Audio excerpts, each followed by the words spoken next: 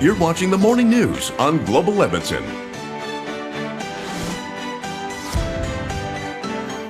Last July, Windows launched its new operating system, Windows 10. It was welcome news for many who were using Windows 8, but the upgrade was only available for a short time. Now the company is making it available again. Joining us now with some tips you need to know is David Papp. Good morning, David. Good morning. Nice to see you again. You bet. So what do we need to know about Windows 10, and more importantly, where was Windows 9? Oh, really? It goes from 8 to 10. Right. What happened to 9? Okay, the technical explanation is that a lot of software developers, when they make software, they try to detect your version of Windows for compatibility reasons and whatnot. And one of the things they did is because of 95 and 98, they said they did a detection for Windows 9 star, meaning that it would have caught Windows 9 and thought it was a Windows 95 or Windows 98 operating system. I get it. So they skipped it. The alternative suggestion is that there was so much embarrassment over the flop of Windows 8 that, they decided to skip it and show people we did a really big improvement with Windows 10. So what do we need to know about Windows 10? Is it an improvement? It is, absolutely.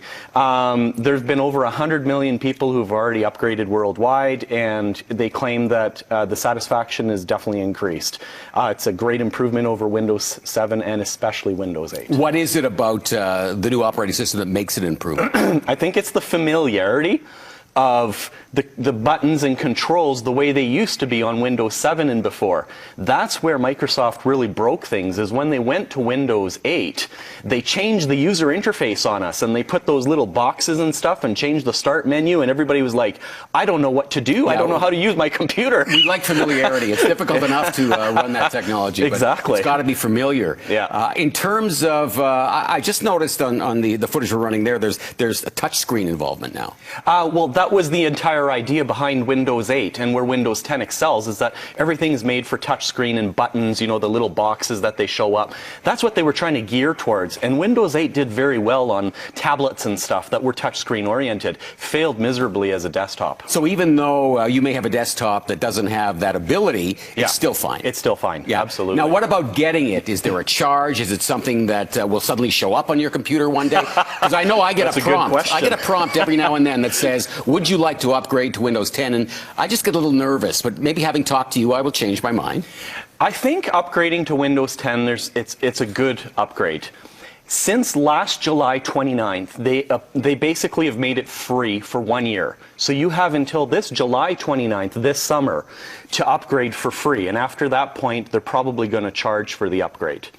Having said that, up until recently, the upgrade was an optional update. When you go to your Microsoft updates and you can select, and they have security updates and stuff like that. Well, it was listed as something optional, and it has those little prompts that keep coming up. Yes. That's because they're trying to gradually get people to upgrade to Windows 10. Very soon, they're going to make it a recommended update. And that is where there's a lot of controversy.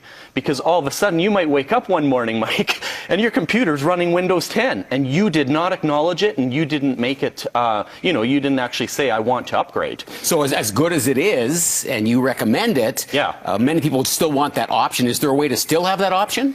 Yes, so you could, there are two things. Number one, you could go in and you could disable the updates, or the automatic updates, but then you'd have to manually do them. So you'd have to go in and make sure that you're still doing the security updates so your computer doesn't get compromised. Option number two is if you ever find yourself in that situation where your computer updated itself by, automatically, you have 31 days to roll back to the original operating system that you had before, so Windows 7 or Windows 8.1, because they save all that information. Now, on that note, if you continue using your computer for several weeks and you're like, geez, I'd really like to go back to what I had before, this isn't working for me, remember, the rollback brings you back to where you were. So all those changes that you made since then are gone because you're basically rolling back. One other question, though. If you have an older computer that's a few years old, will that make a difference? Will Windows 10 be slower? Will it not be as efficient as if you had a new computer? No, not necessarily. I think a lot of older hardware doesn't necessarily do well with these faster operating systems. Same thing goes with your smartphone, you know. Everybody wants to upgrade, say, to the latest iOS version 9. That's not always recommended if you have an older iPhone. Plus, I'm assuming in this scenario, if you let it go too long, and I'm assuming it's a couple of years, then there will no longer be support for anything less than Windows 10. Absolutely. On that note, Windows 7 is good until 2020. Okay. That's what they've put. And 2023 is for Windows 8 for the support. And then after that, they cut it off. All right. So all in all, you're saying it's a good thing, go for it. I think it's a good thing, but be aware that not everything is going to work. You know, certain pieces of older software or older hardware might stop working in Windows 10 because there's no support. Okay. Thanks, David. And of course, if you need any more information on this, or just follow David along, you can. He's got a blog, so you can catch that at davidpop.com or Twitter at davidpap.